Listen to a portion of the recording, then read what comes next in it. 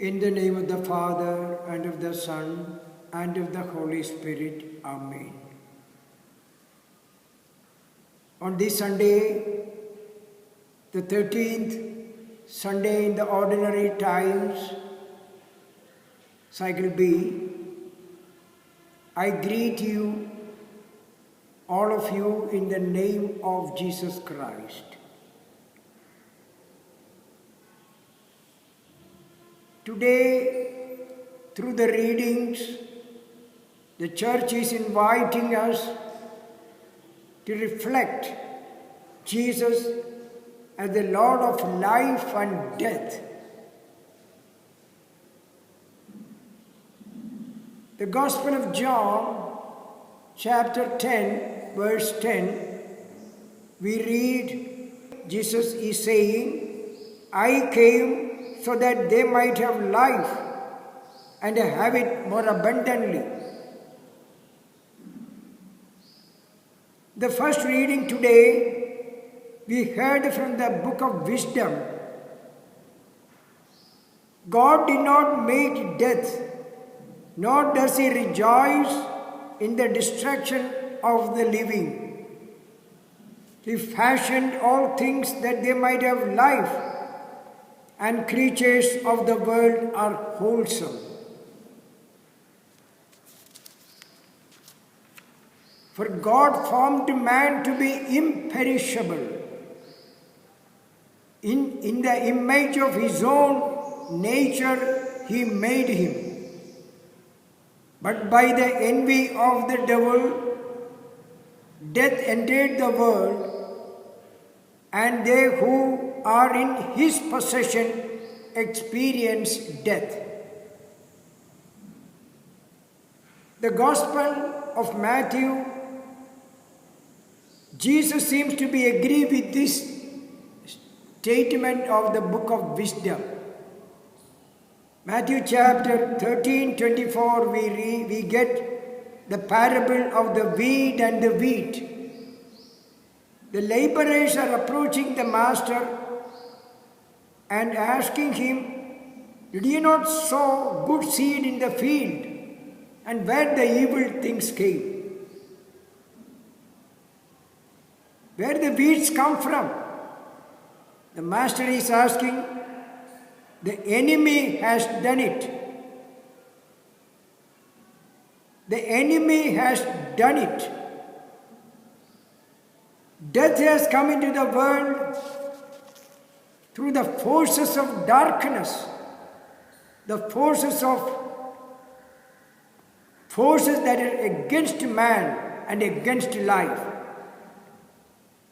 Jesus called that enemy murderer and liar.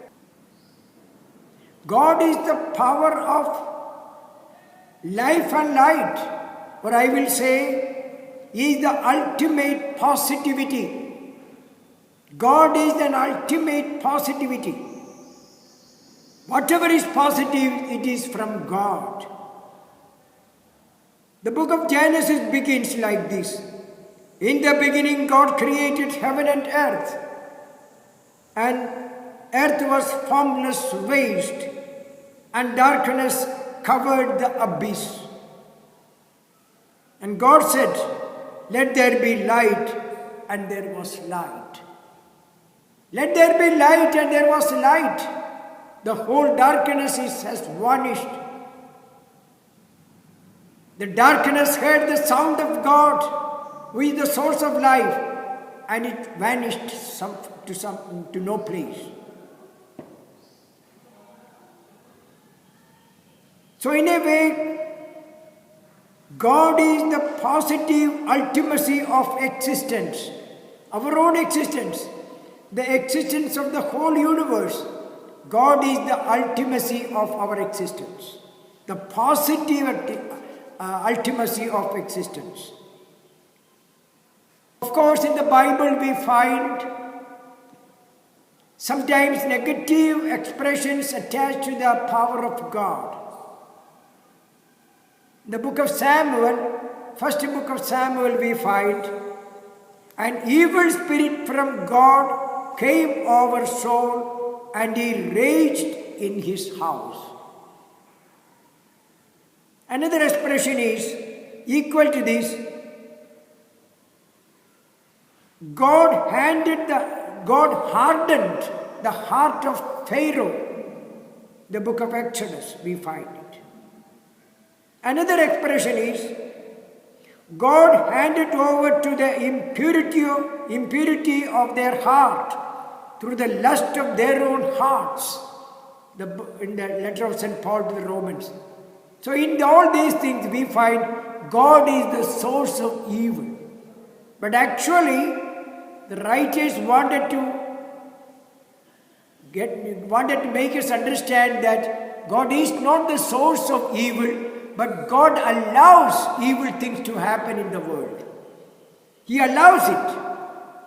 He allows the people to be persecuted by Pharaoh. He allowed people to sin and commit their own crimes through their lust and their own passions. God is not the author of evil. God is not the source of evil. He is the source of all goodness. Actually, God is the source of life and light. And Jesus is the personification of this life and light. Jesus became flesh and light and life. That is Jesus. Full of life, full of light. That is what we read in the letter of St. John, the first chapter. What was from the beginning, what we have heard, what we have seen with our own eyes, and we looked upon and touched with our hands, concerned the word of life. For life was made visible. We have seen it and testify it, and proclaim to you the eternal life that was with the Father and was made visible to us. So life was made visible through the person of Jesus. The gospel today shows this clearly. A woman with a debilitating sickness touches the fringes of the cloak of Jesus, and the power goes out of Jesus and brings healing to that person. We enter to the house of Jairus. There we find all people are weeping over the death of a little girl. They were passing through a traumatic experience. The girl falls into sickness, and there is a desperation among the family members. They were running here and there to get healing for the child. No hope. And now the last hope is Jesus, and he is a little far. They decided to try with Jesus. The father of the child goes and meets Jesus. He pleads with Jesus to come and heal their child. And Jesus comes. The hope of the family is widened. The hope of the family is widened. And Jesus asserts the child is only sleeping. Some people make fool of Jesus, but Jesus is asserting the child is only sleeping. That is an assertion of life over death. Jesus is seeing beyond death, beyond this life. Child is only sleeping. Her death is not a permanent death. He is only sleeping. He is going to come back to life. And then Jesus enters the room and calls the child, Talitha Kum. Come back to life. Child, arise and walk. He is the Lord of life. He imparts life to the people.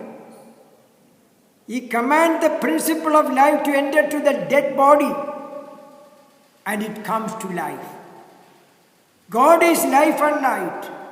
Jesus is the continuation of this life and light in flesh, on the face of the earth. And the church is a continuation of this life and light.